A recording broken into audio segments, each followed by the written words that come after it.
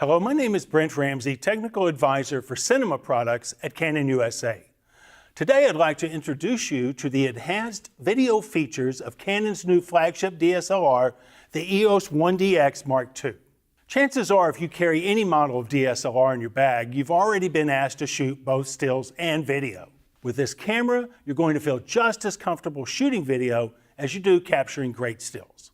The EOS 1DX Mark II builds substantially upon Canon's professional top-end DSLR series that includes the EOS 1DX and its Cinema EOS counterpart, the EOS 1DC, starting with a new 20.2 megapixel 35mm full-frame 24 by 36mm sensor. Inside, there are two new Digic 6 Plus imaging processors, so you can expect some serious imaging enhancements. But here's what I want to concentrate on. The EOS 1DX Mark II shoots DCI 4K high-resolution video, which is 4096 by 2160 or 17 by 9 at 2398p, 24p, 30p, and 60p. DCI resolution is formatted for cinema delivery, which is slightly wider than UHD 4K video. And get this, when you shoot 4K, you can save 4K frame grabs directly from the video in camera, but more on that later. The EOS 1DX Mark II also shoots 1920 by 1080 full HD video at 2398, 24, 30, and 60p in either MP4 or .mov format. And it adds a full HD high frame rate movie shooting mode of 120 frames per second. So you've got a great slow motion speed to work with. And being a true global camera, the equivalent PAL frame rates are available as well. If you've shot video with one of Canon's full-frame DSLRs before, you may be thinking, yeah, who doesn't love the look, but holding focus is super hard and so much of my footage ends up soft. Yeah, that may have been the case, but not so fast, because now for the first time in the EOS 1D series, and for the first time on one of our 35mm equivalent full-frame sensors, the EOS 1DX Mark II is equipped with dual-pixel CMOS autofocus. If you haven't had a chance to shoot with dual-pixel autofocus before, you're going to be shocked by its unique power to grab, hold, and shift focus as you shoot, while letting you stay in control. Now, this system has moved way past the contrast-based AF that you may be used to, and it's into sensor technology that employs split photodiodes to accomplish phase difference detection AF. And this surveys the scene and it drives the lens in the proper direction to acquire focus. This excludes unwanted searching and accomplishes precise, natural focus acquisition with speed and reliability. And perhaps more importantly, with control and adjustability. And dual pixel autofocus works for either 4K or Full HD. So now you can expect reliable focus control in any video mode using any autofocus capable EF lens. Dual pixel autofocus achieved tremendous success in the Cinema EOS line of pro cinema cameras like the C300 Mark II. But it's only been available up until now on DSLRs with the APS-C sensors like the EOS 70D and the EOS 7D Mark II. So let me just show you how it works with the EOS 1DX Mark II. There are two AF methods to choose from. The first is FlexiZone AF, which displays a square that you move around about 80% of the image area to switch to or set focus. And in FlexiZone AF, you can also adjust the AF sensitivity. Do you want the focus shift to be super quick or roll in softly? There are 10 settings for that. And there's Movie Servo AF tracking sensitivity response settings. Now this will aid in determining the speed the camera acquires a new subject or ignores subjects crossing through the frame. There are 6 settings for that. The second method is Face Detect and Tracking AF. Now this helps you acquire, shift, and hold focus on faces as they move through the frame. And get this, there's an improved algorithm that will recognize a human body well enough so that it can track focus on a face even when the face is not recognized. Now you can see that working in sports, right? And there's another improvement to the algorithm of color detection that enhances the tracking capability of moving subjects. And this enables more stable tracking. But how about this? Just select an object. Stay with it. There's also One-Shot AF, and this works with face recognition or flexi-zone tracking. You can set this up as an assigned custom control button, configure it to work at a half the press of the shutter button, or simply use the AF on button. One-shot autofocus is great for a quick focus confirmation before or during shooting, and great for situations where you don't want or need continuous autofocus. And this is really cool. There's a new high-resolution touch panel monitor display, which allows you to touch the screen to acquire focus on an area of the image or a subject's face. So how's that for simple, huh? You can also select the sensitivity of the touch, standard, sensitive, or turn it off altogether and prevent an unwanted change by accidentally touching it. In that case, if you turn the touch panel sensitivity off, you could still get a solid focus control with the multi-controller button. So serious control of focus and depth of field is firmly or lightly in your hands at all times. Now here's an option in camera that will aid you tremendously, especially in handheld or uncontrollable situations. And that's assigning a camera button to temporarily disable or enable Movie Servo AF. What this does is act like AF lock on a Cinema EOS product.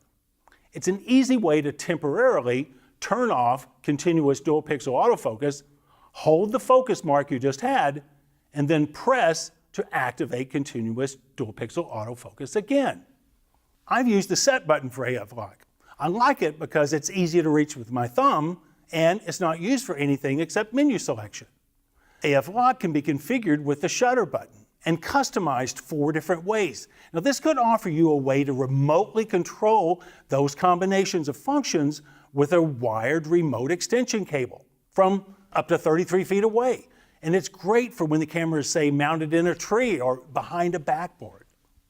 Now let's say I'm setting up for a rack focus between subjects, or I just want to stay really fluid. I could enable disable dual pixel autofocus by using the depth of field preview button on the front of the body. In this case, it doesn't lock when depressed, only as long as I'm applying pressure. It's very convenient and especially good when handheld.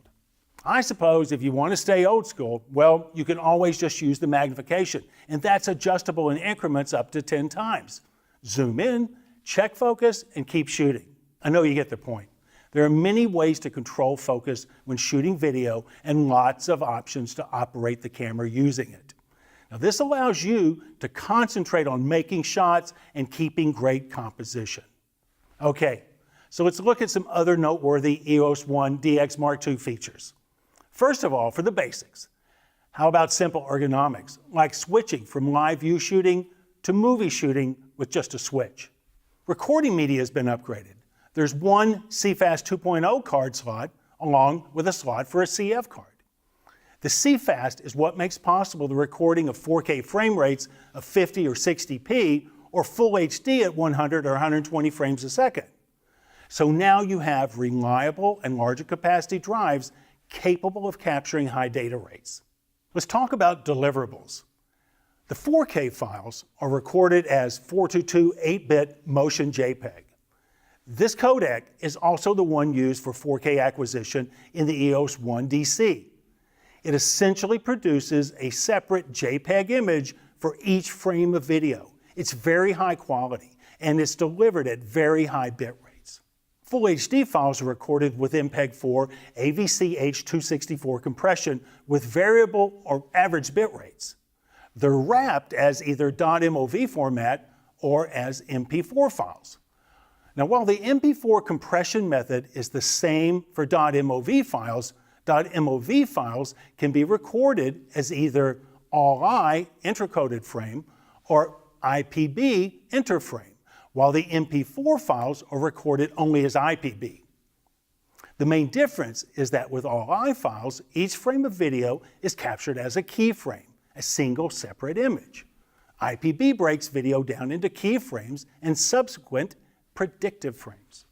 The bottom line is .mov files will be better for frame-accurate editing situations, while MP4 files are superior in compatibility for playback across numerous platforms, and they offer longer recording times, and they're easier to share, even right from the camera. The good news is that either mode is available in camera, so the choice is yours, whatever your project's needs. To give you an idea of how the various images are acquired off the sensor, the 4K movie area is 4096 by 2160 and uses essentially the area inside of this JPEG still image, which is 5472 by 3648. The full HD area is approximately 35.9 millimeters by 20.2 millimeters at 1920 1080.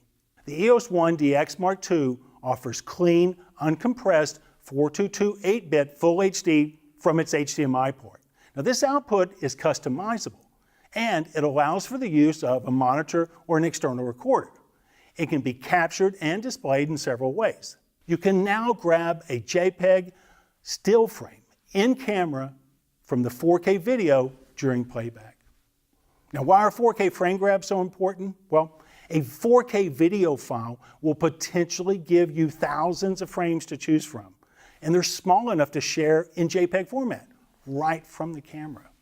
These frame grabs are full 4K size stills, about 8.8 million pixels, yet relatively compact, but they're super easy to share across devices using a Wi-Fi accessory like the WFT E6A or the new WFT E8A.